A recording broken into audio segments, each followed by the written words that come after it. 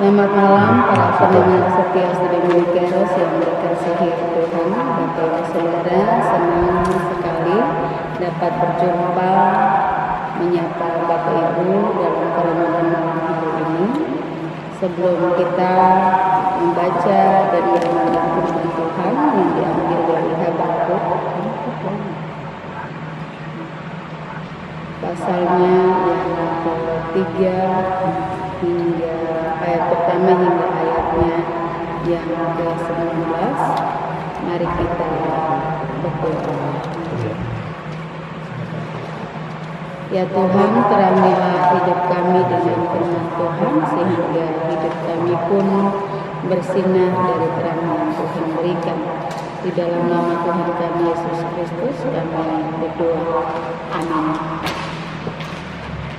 Doa Nabi Habakuk, Habakuk pasal 3 ayat 1 sampai ayatnya yang ke-19. Doa Nabi Habakuk menurut nada ratapan. Tuhan, telah kudengar kabar tentang Engkau dan pekerjaan-Mu, ya Tuhan, kutakuti. Hidupkanlah itu dalam lintasan tahun, nyatakanlah itu dalam lintasan tahun, dalam murka ingatlah akan kasih sayang. Allah datang dari negeri Teman dan yang maha kudus dari pegunungan Paran. Keagungannya menutupi segenap langit dan bumi pun penuh dengan pujian kepadanya. Ada kilauan seperti cahaya, sinar cahaya dari sisinya, dan disitulah terselubung kekuatannya. Mendahulunya berjalan penyakit sampar dan demam mengikuti jejaknya. Ia berdiri, maka bumi dibuatnya bergoyang. Ia melihat berkeliling, maka bangsa-bangsa dibuatnya melompat terkejut. Hancur gunung-gunung yang ada sejak purba, merendah bukit-bukit yang berabad-abad. Itulah pekerjaannya, berabad-abad. Aku melihat kemah-kemah orang Kus yang tertekan. Kain-kain tenda tanah Midian menggetar. Terhadap sungai-sungaikah, ya Tuhan, terhadap sungai-sungaikah murka-Mu bangkit? Atau terhadap lautkah amarah-Mu sehingga Engkau mengendarai kuda dan kereta kemenangan-Mu? Busur-Mu telah Kau buka, telah Kau isi dengan anak panah. Engkau membelah bumi menjadi sungai-sungai. Melihat Engkau gunung-gunung gemetar, air bah menderu, lalu samudra raya memperdengarkan suaranya dan mengangkat tangannya. Matahari, bulan berhenti di tempat kediamannya, karena cahaya anak-anak panah-Mu yang melayang laju karena kelawan tombak-Mu yang berkilat. Dalam kegeraman Engkau melangkah melintasi bumi, dalam murka Engkau mengasak bangsa-bangsa.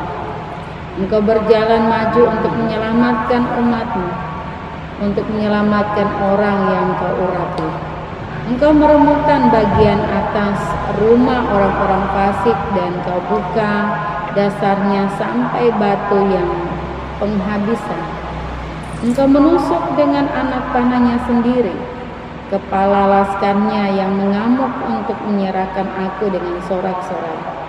Seolah-olah mereka menelan orang tertindas secara tersembunyi. Dengan kuda-Mu Engkau menginjak laut, timbunan air yang membuih. Ketika aku mendengarnya, gemetarlah hatiku. Mendengar bunyinya, menggigillah bibirku.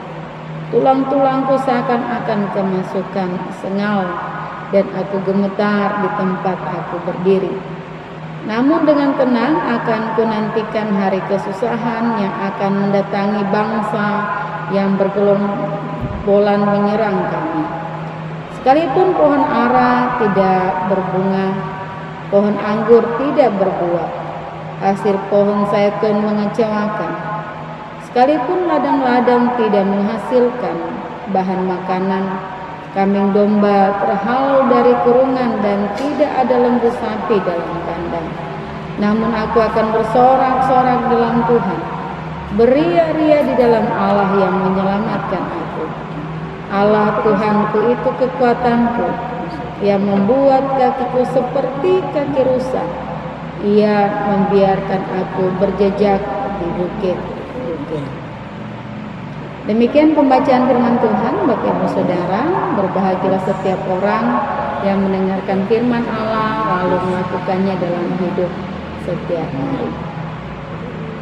Bapak Ibu Saudara yang dikasihi oleh Yesus Kristus, dalam keinginan dan kesadaran akan hidup yang tidak utuh, Habakuk mulai mengajak dirinya untuk tetap bernyanyi yang kemudian di dalamnya ada daya kreatif dan menciptakan satu kehidupan yang tidak putus asa, karena Habakuk melihat satu realitas di mana kebahagiaan tidak kunjung datang. Habakuk kemudian bernyanyi dari masa lalu. Dia melihat ke belakang dan dari bibirnya terlontar bagaimana karya-karya Allah itu terjadi di dalam masa lampau ingatan Habakuk ini. Habakuk kemudian melihat bahwa akan ada satu kebangkitan kembali kuasa Allah, di mana Allah tidak murka untuk selama-lamanya, tapi Dia juga Allah yang penuh kasih. Karena ini Habakuk kemudian melihat bahwa di dalam perjalanannya Allah turut untuk melakukan apa yang hendak Dia lakukan dalam sejarah hidup manusia.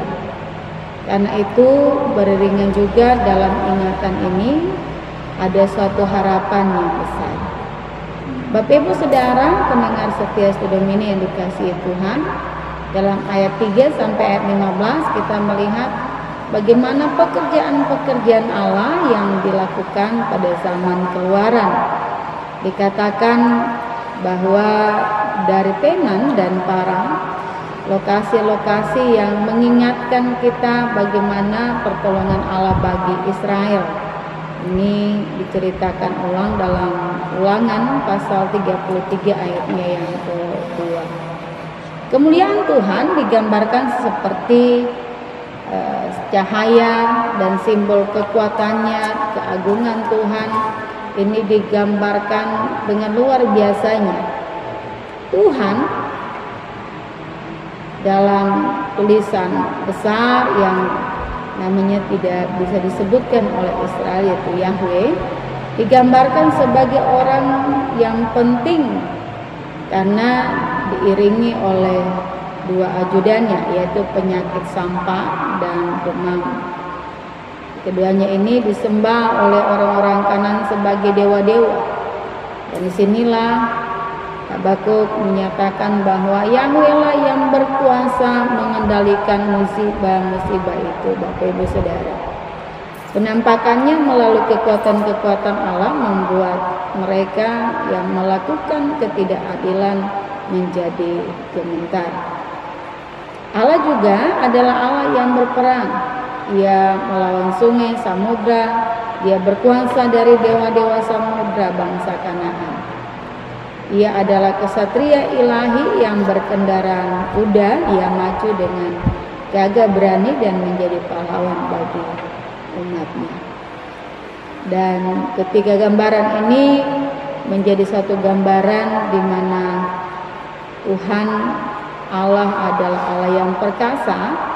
Habakuk kemudian menyudahi atau menutup nyanyiannya dengan satu kegentaran bahwa dia menunggu dalam kesesakan. Dia tidak akan lari. Nyanyian ratapan ini akan digantikan atau akan tergantikan dengan pujian sorak-sorai. Sekalipun pohon ara tidak berbunga, pohon anggur tidak berbuah, hasil pohon zaitun mengecewakan. Sekalipun ladang-ladang tidak menghasilkan bahan makanan, kambing domba terhalau dari kurungan dan tidak ada lembu sapi dalam kandang. Namun aku akan bersorak-sorai dalam Tuhan, beria-ria di dalam Allah yang menyelamatkan aku. Allah Tuhanku itu kekuatanku, yang membuat kakiku seperti kaki rusa.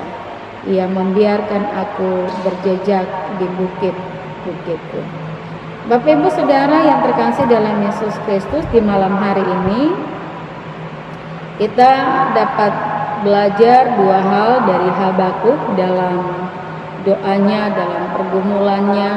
Tadinya dia ada dalam kesesakan, tetapi hatinya tetap percaya meskipun dia terpuruk dalam situasi yang dia alami. Kalau hari ini kita mungkin banyak kehilangan dalam situasi pandemi wabah COVID-19 ini, namun marilah kita tetap seperti yang dilakukan oleh Habakuk dalam doa, bahkan dalam nyanyiannya. Di ruang yang hampa, di ruang yang kosong, dia memuji dalam dirinya sendiri bagaimana dia melihat kebesaran Allah yang berkuasa, Allah yang menaungi, Allah yang mengatasi sampar, bahkan demam yang digambarkan di dalam kedahsyatan perbuatan alam. Oleh karena itu di malam hari ini pun mari kita belajar dari Habakuk ini, bahwa nyanyian, doa dan nyanyian ini sebagai jendela untuk kita melihat bahwa meskipun kita dalam kesesakan, hati kita tidak pernah putus asa. Kita melihat Allah dan lalu kita memuji Tuhan. Kenapa harus demikian, Bapak Ibu Saudara? Karena kita percaya bahwa hari esok selalu ada harapan, bahwa hari esok akan ada selalu penyertaan Tuhan, bahwa hari esok di mana kita ada, Tuhan tetap berkuasa kini sampai selama-lamanya. Hal yang kedua, Bapak Ibu Saudara, jangan gentar karena situasi yang meresahkan kita saat ini. Tetapi mari kita selalu takjub bahwa Dia Allah yang selalu hadir, Dia Allah yang berkarya dalam peristiwa segelap apapun yang kita alami di hari ini. Mungkin hari ini kita belum melihat suatu tanda-tanda di mana badai ini belum berlalu, atau masih ada terus peningkatan secara angka pasien-pasien yang bertambah di rumah sakit yang dipercayakan untuk menangani pasien. Tetapi Bapak Ibu Saudara, seperti yang hari ini dikatakan buat Habakuk bahwa Allah itu adalah Allah Tuhan dan kekuatan. Dia Allah yang membuat kakinya seperti kaki rusa. Satu kelincahan, satu kesiapan secara fisik bahwa dia tidak akan mundur meskipun dalam keadaan yang dia hadapi. Peristiwa ini juga membuat kita untuk memahami hal-hal yang sederhana, hal-hal yang mungkin terlalu cepat selama kita hidup. Kita belum pernah melihat hal-hal yang sungguh Allah di dalam kesederhanaan menunjukkan bahwa Dia memperhatikan kita lebih dari segala-galanya. Coba seandainya pada besok pagi Bapak Ibu Saudara ketika bangun, lihatlah di sekeliling kita, paling minim mungkin rumput atau bunga rumput atau pohon atau semak belukar atau apapun yang ada di sekeliling kita. Mungkin kita tidak pernah terpikir bahwa kita tidak pernah menyiramnya, tetapi kenapa hal-hal itu dia bisa bertumbuh. Hal ini membuat kita harusnya terkejut bahwa apa yang terjadi dalam hidup ini, Allah memperhatikan kita lebih dari segalanya. Oleh karena itu, firman Tuhan selalu menguatkan bahwa suatu waktu tiba di mana seluruh iman percaya kita, ketika kita bekerja sama, ketika kita sehati, ketika kita semakin taat dalam situasi pandemi COVID-19 ini, niscaya Allah yang berkuasa, Allah yang hari ini kita sembah, tidak selama-lamanya dia di dalam murkanya, dia di dalam kuasanya berdiam diri. Selalu ada keadilan dan selalu ada kasih yang diperlihatkannya tiap hari. Oleh karena